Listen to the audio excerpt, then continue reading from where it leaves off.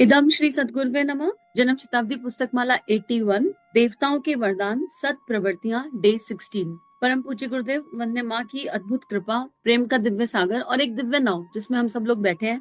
और ये धारणा बहुत दिव्य है। जितना ज्यादा हम इस धारणा से जुड़ेंगे उतना ज्यादा हमें संसार की जो कठिनाइयां हैं उनसे निकलना उतना सरल हो जाएगा। और अब पिछले 4-5 ऑडियोज और स्वाध्याय के माध्यम से गुरुदेव बहुत बारीकी से हमें सूत्र दे रहे हैं कि हम अटकते कहाँ कहाँ पर हैं। और फिर मनुष्य की काया संरचना, इसके बारे में बताया कि मना स्थान का खेल है सारे। मतलब हम सब एक जैसे दिखते हैं, सारे मानव एक जैसे हैं, किसी भी देश में हो, किसी भी विश्व में हो, सभी के पास वही है, दो आंख, दो नाक, वो एक नाक दो कान, एवरीवन इज सेम। जो अंतर है वो अंतर भीतर की ओर है, और उसी अंतर को हमें आइडेंटिफाई करना है कि क्यों हमारी जो व्यवहार है गड़बड़ हो गए हैं, और कौन कौन सी परंपराएं ऐसी हैं जो अनुकरणीय है, और कौन कौन सी चीजें ऐसी हैं जिनको हमें छोड़ना है, जो हम फॉलो कर नहीं सकते हैं। अब इसी इसी उसमें गुरुदेव कह रहे हैं, यांत्रिक पतित यांत्रिक और समुन्नत स्तर के मनुष्यों के बीच पाए जाने वाले अंतर का एकमात्र कारण है चेतना की स्थिति की भिन्नता। दुर्भाग्य से चेतना के संबंध में नितांत उपेक्षा बढ़ती जाती है। उस पर छाई हुई तमिस्त्रा को निरस्त करने का प्रयत्न किया गया होता तो स्थिति कुछ दूसरी होती। दैन्य, उद्वेग और संताप निश्चित रूप से आंतरिक पिछड़ेपन के ही चिन्ह है। दैन्य, दैन्य मतलब दीन भावना, हीन भावना, मानव जीवन प्राप्त करके भी अपने आप को इस संसार का सबसे ज्यादा दुखी इंसान मानना या सबसे ज्यादा दुर्भाग्यशाली इंसान मानना, एक एक दैन्य जीवन जीना, या फिर हर समय संताप, हर समय दुखी रहना, हर समय दूसरों को दोष देने वाली एनर्जी, या फिर हर समय एग्रेसिव हो जाना, अपनी प्रॉब्लम्स का जो जिम्मेदार है वो दूसरों को मानना। ये सब क्या है? हमने अपने भीतर खजाना खोल के देखा नहीं, हमने उस चेतन शक्ति को जागृत किया नहीं, और क्योंकि हमने उसको जागृत किया नहीं तो वो जो अंदर दिव्य चेतन शक्ति है वो दबी पड़ी है। और जो कई जन्मों के संस्कार हैं, और वो संस्कार कौन से हैं? कभी कुत्ते के, कभी बिल्ली के, कभी घोड़े के, कभी गधे के। हमारे पास अलग अलग जन्मों के अलग अलग संस्कार हैं, हर योनि से होते हुए आए हैं। वो संस्कार सतह पर हैं, जो कि वो भोग योनियों के थे, और हम उस संस्कारों के चलते भोगी जीवन जीने लगे। मानव को भोगी जीवन जीना अलाउड नहीं है, मानव को योगी जीवन जीने की आवश्यकता है। मानव वस्तुओं का उपभोग नहीं कर सकता, वस्तुओं का गुलाम नहीं हो सकता, किसी भी चीज का, किसी भी व्यक्ति का, किसी भी इंसान का, किसी भी वृत्ति का गुलाम नहीं हो सकता। पर क्योंकि हम भोगों वाली जो एनर्जी है उसके अधीन हो गए, तो हमने चीजों का उपभोग करना शुरू कर दिया और हम उपयोग करना भूल गए, और इसी कारण हम पिछड़ते चले जा रहे हैं। लेकिन फिर भी भारत में एक चीज बहुत अच्छी है कि भारत में हर इंसान ना उस डिवाइन शक्ति से जुड़ा हुआ है, चाहे कर्मकांड के कारण ही जुड़ा हुआ है, पर जुड़ा हुआ है सम और द अदर वे। कोई दिया जगा रहा है, कोई बाती कर रहा है, कोई मंदिर जा रहा है, कोई ईश्वर को मान रहा है, कोई मोमबत्ती जला रहा है, कुछ ना कुछ तरीका हर किसी के पास है। तो इसलिए भारत फिर भी, बाहर आवरण से देखने में भारत अभी कमजोर दिख सकता है, गरीब दिख सकता है, पर ये कमजोर, आवरण से कमजोर दिखने वाला भारत इसीलिए विश्व गुरु है, क्योंकि यहाँ पर जितने भी मानव जन्मे हैं, जो भारतीय दिल रखते हैं, वो उस विश्व चेतना से जुड़े हुए हैं, जिसे हम वेद माता कहते हैं, जिसे हम देव माता कहते हैं, जिसे हम गायत्री माता कहते हैं, जिसे हम जगत गुरु कहते हैं, जिसे हम आदि गुरु कहते हैं। कोई गणेश जी को पूछ रहा है, कोई लक्ष्मी जी को पूछ रहा है, पूछ तो भगवान को ही रहा है ना, पूछ तो किसी ऐसी शक्ति को रहा है जो दिखाई नहीं पड़ती। और हर कोई पूछ रहा है, चाहे डर से पूछ रहा हो, छोटा बच्चा कभी कभी भय से काम करता है, पर काम जो करता है वो काम ठीक होता है तो उसका प्रतिफल आता है, उसका रिजल्ट आता है। कोई कर्मकांड से कर रहा है, कोई इच्छा पूर्ति के लिए कर रहा है, पर फिर भी एक डिविनिटी को इनडायरेक्टली और डायरेक्टली समस्त भारतीय दिल, भारतवासी नहीं, भारतीय दिल, भाई आउट ऑफ इंडिया में हो जाए, पर अगर दिल भारतीय है और घर में आरती कर रहा है, घर में भगवान का नाम ले रहा है, या कोई सुख तकलीफ आए तो मुंह से निकल जाता है हे भगवान, इसका मतलब जुड़ा हुआ है। पर ये केवल इंडिया में है, अभी इंडिया के बाहर नहीं है, वेस्टर्न कल्चर्स में ये चीज नहीं है। वेस्टर्न कल्चर में उस दिव्य शक्ति को साइंस मान लिया गया है, और ये शक्ति, हम जिस शक्ति को मानते हैं भारतवासी, वो शक्ति है जिससे साइंस का जन्म होता है, साइंस के भी पिता उनको मानते हैं हम। तो यहाँ पर गुरुदेव ये लिख रहे हैं, उसी के कारण ईश्वर की सर्वश्रेष्ठ उपहार मानव जीवन का लाभ मिल नहीं पा रहा। क्यों? क्योंकि हमने उस चेतना शक्ति को अंदर दबा दिया। जिस शरीर के लिए समस्त जीवधारी तरसते हैं, उसको पाकर भी यदि मनुष्य दयनीय दुर्दशा का अभिशाप सहता है तो उसे परले सिले का दुर्भाग्य ही कहना चाहिए।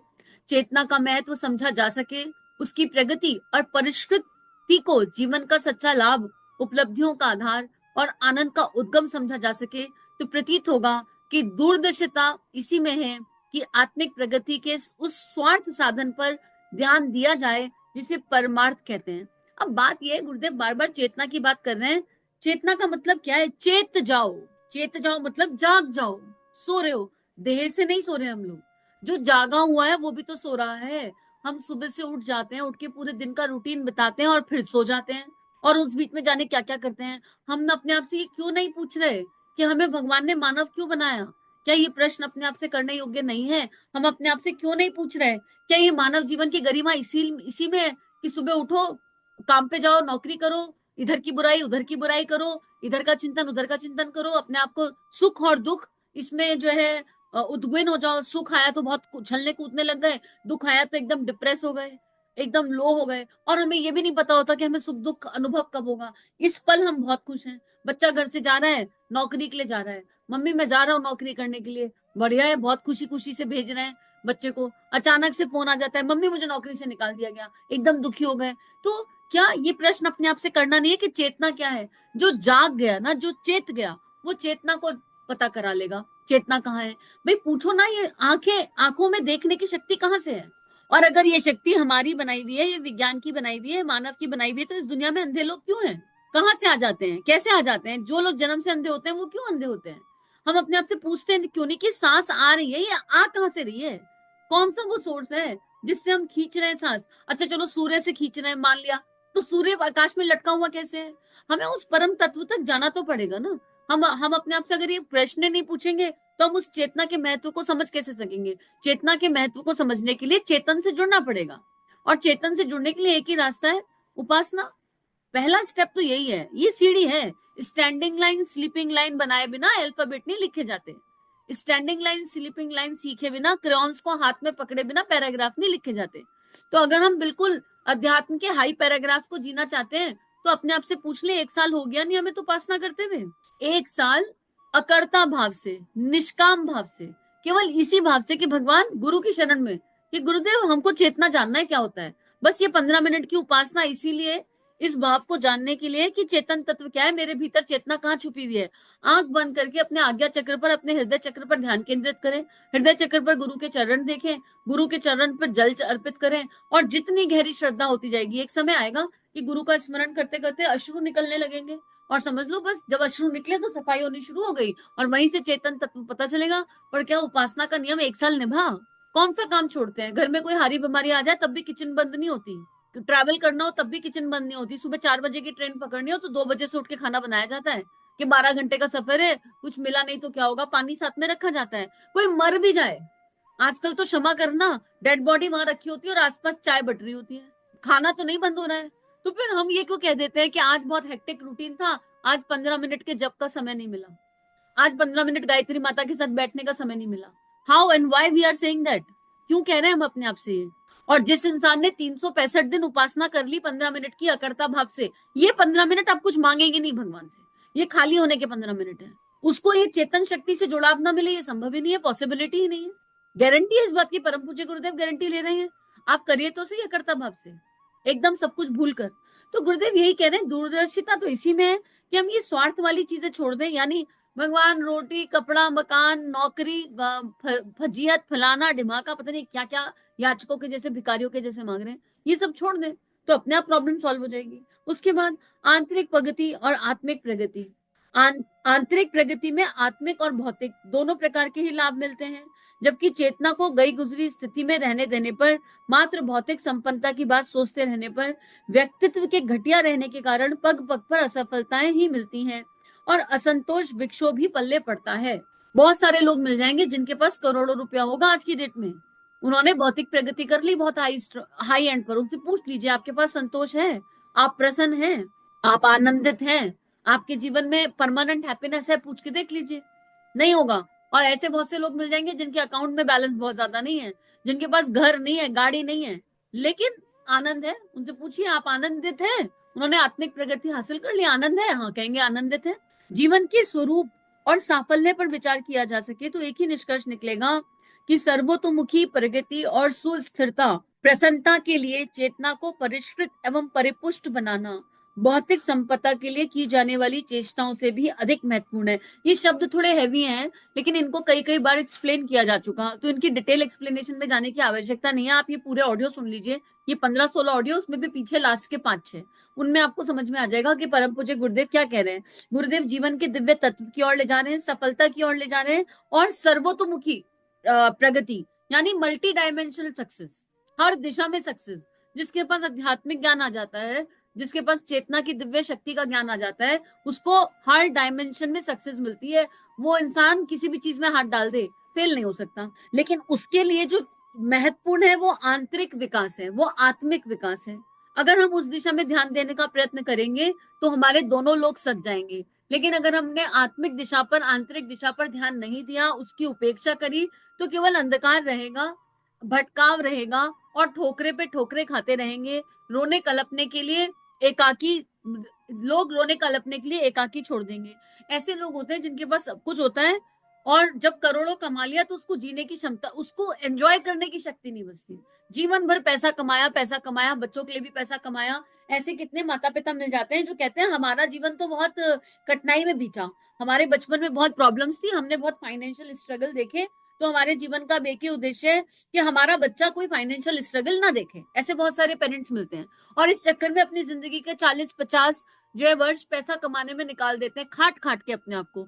और जब वो 40-50 वर्ष निकल के पैसे इकट्ठा हो जाता है तो पता चलता है बच्चा बिगड़ गया, बच्चे को समय नहीं दिया गया, बच्चे से इमोशनल अटैचमेंट हो गया। ऐसी वाली चीजें सामने आती हैं, और उस पैसे को आप खुद जी नहीं सकते, क्योंकि खुद के शरीर में शक्ति ही नहीं बची, वो हैप्पीनेस ही नहीं बची। तो एक ऐसा पड़ाव आता है जब बच्चे बड़े हो गए, पैसा भी है हाथ में, करोड़ों का घर बना हुआ है, लेकिन वो मकान है, वो घर नहीं है, आपस में दूरियां बहुत हो गई, तो फिर क्या करेंगे उसका।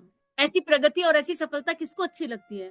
तो परम पूज्य गुरुदेव यही कह रहे हैं कि समझदारी इसी में है कि इस स्थिति का अभी के अभी अंत किया जाए, और दूरदर्शिता इसी में है कि जीवन संपदा का श्रेष्ठतम सदुपयोग कर सकने की योग्यता, चेतना के स्तर को ऊंचा उठाने में प्रयत्न किया जाए। जिसने ऐसा सोचा और किया, समझना चाहिए वही जीवन का क्षेत्र का सच्चा कलाकार है। इस कलाकारिता को आत्म साधना कहते हैं। तो हम लोग बन जाए कलाकार, अब दैवीय कलाकार, एक दैवीय चित्र लिखेंगे, और इसी संकल्प के साथ आज का स्वाध्याय और इस किताब को गुरु चरणों में अर्पित समर्पित करते हैं, और गुरुदेव से संकल्प, गुरुदेव को प्रॉमिस करते हैं। हमें अपने गुरु को, अपने इष्ट को प्रॉमिस करना है अब कि हम इस मानव जीवन को आपके चरणों में अर्पित करते हैं, ये व्यर्थ नहीं होने पाए। ये संकल्प करते हैं कि ये मानव जीवन आपके लिए दिया, आपने दिया है, आपके लिए है।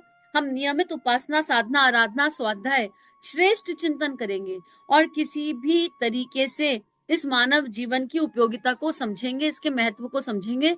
और उसका पहला स्टेप 15 मिनट का गायत्री मंत्र का जप, नियमित सूर्य की उपासना, चाहे किसी भी समय करें, अकर्ता भाव, उस समय कुछ मांगेंगे नहीं, और 15 मिनट का स्वाध्याय, नियमित स्वाध्याय, रीडिंग नहीं, कोई कोरी रीडिंग नहीं, स्वाध्याय जिसमें हमारे को कुछ कंट्रीब्यूट हो रहा है, मिनिमम इतना। और जब कभी लो होंगे तो दोष नहीं देंगे अपनी परिस्थितियों के लिए किसी को। ये 3 सूत्र अगर अपना लिए तो जीवन बहुत सहज हो जाएगा।